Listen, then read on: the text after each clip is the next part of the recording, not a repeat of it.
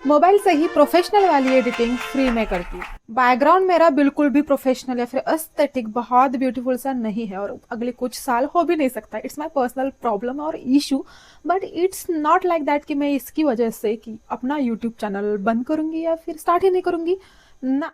ये सब ठीक हो सकता है एडिटिंग से। किसी भी एडिटिंग ऐप पर पैसा नहीं फूकती और मुझे ऐसे लगता है कि जब तक यूट्यूब हमें कुछ नहीं दे रहा हमें उसको कुछ नहीं देना चाहिए। लाइक एडिटिंग ऐप पर इन्वेस्ट नहीं करना है, किसी भी चीज पे इन्वेस्ट नहीं करना है, फ्री में सब कुछ करेंगे। अब आपको मान लो एडिटिंग का ये भी खाना नहीं आता, लेकिन 10 दिन बाद जब मैं ये चैलेंज खत्म करूंगी तब आपको एडिटिंग का जीबी खाने को आ जाएगा। चलो मैं आज से स्टार्ट करने वाली हूँ अपनी इस चैनल पे 10 दिन का बेसिक एडिटिंग चैलेंज, जिसमें मैं क्या करती हूँ, मतलब मैं किस चीज़ का उपयोग करती हूँ, मैं क्या क्या करती हूँ, वो सब कुछ दिखाने वाली हूँ आज। अगर आपको कुछ भी नहीं पता एडिटिंग का, 10 दिन बाद आपको सब कुछ पता होगा, सब कुछ, वो भी फ्री में। Not a bad deal. तो सबसे पहली बात है एडिटिंग के लिए क्या लगता है ऐप। मैं कौन सा ऐप यूज़ करती हूँ, वीएन और इनशॉट।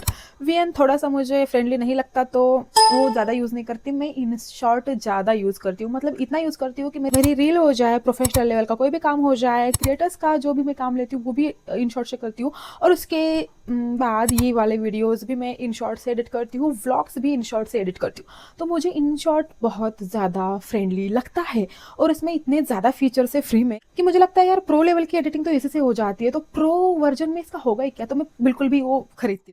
अब एडिटिंग के लिए ऐप के बावजूद आपको क्या चाहिए। एडिटिंग में क्या आता है, एक तो विजुअल्स आते हैं जो कि ऐप से और आपके कैमरा से आ जाएंगे। आपके पास कोई भी कैमरा हो, थोड़ा बहुत कम ज़्यादा क्वालिटी चल जाएगा, नॉट बिग प्रॉब्लम।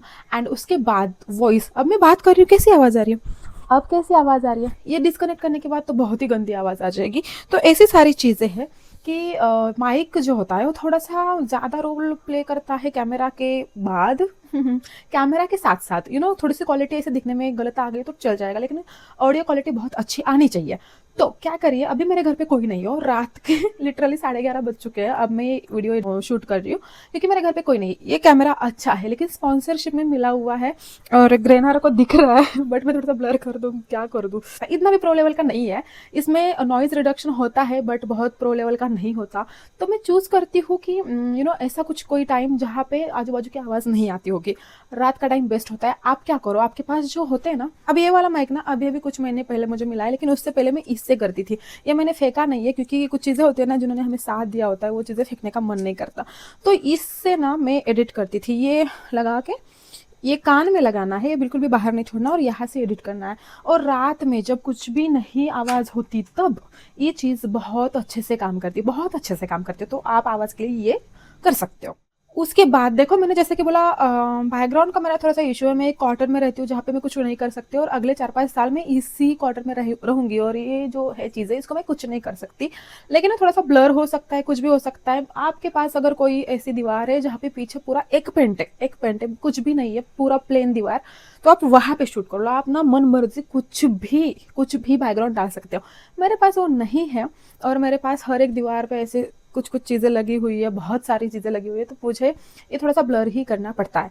लेकिन आपके पास अगर प्लेन बैकग्राउंड है, प्लेन एक दीवार है, तो आप वहाँ पे शूट कर सकते हो। आपका एडिटिंग में कोई भी इशू नहीं आएगा, बहुत अच्छे तरीके से वो ब्लर कर पाओगे। वहाँ पे दूसरा भी आप कुछ बैकग्राउंड लगा पाओगे।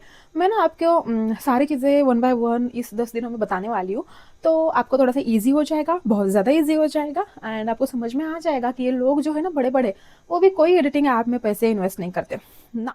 और लास्टली यही बोलूंगी, मोटिवेशन, अपनी कंसिस्टेंसी और अपना जो होता है ना कि यार मुझे करना है करना है करना है, ये वाला जज्बा बिल्कुल भी छोड़ना नहीं है। बाकी सब चीज़ें है ना जुगाड़ में हो जाती है। हम इंडियन से, फिर से बोल रही हूँ, हमारे पास जुगाड़ नहीं होंगे तो किसके पास होंगे, है ना। तो चलिए, आपको ये वीडियो कैसा लगा मुझे कमेंट बॉक्स में बताना। और एडिटिंग में आपको क्या मतलब क्या सीखना क्या है, आपको वॉइस का कैसे लगाए, आपको इफेक्ट्स कैसे लगाए, आपको वीएफएक्स सीखना है, आपको क्या सीखना है, आप मुझे बताना। मैं सारी चीज़ें सिखाऊंगी 1 बाय 1। लेकिन आपका कुछ होता है ना कि और मुझे समझ में नहीं आ रहा, ये स्पेसिफिक चीज़ है कि मुझे समझ में नहीं आ रही, तो वो चीज़ मुझे कमेंट बॉक्स में पूछिएगा, मैं बता दूंगी। Okay, thank you for watching. And मेरा वीडियो अभी तो वीकली एक आ रहा है, तो 10 वीडियो होने में काफ़ी वक्त लगेगा। मैं सोच रही हूँ थोड़ा ज़्यादा वीक में 2 वगैरह वीडियोज़ डालूँ। लेट्स सी कैसे चलता है। बस आप अगर यहाँ तक आए हो तो सब्सक्राइब करना बिल्कुल भी मत भूलिएगा। आपके एक सब्सक्राइबर से मेरा मोटिवेशन लेवल वहाँ चला जाता है। उसके बाद एक लाइक और एक कमेंट, ये 2 चीज़ें कर लिया करो please. Thank you for watching, bye.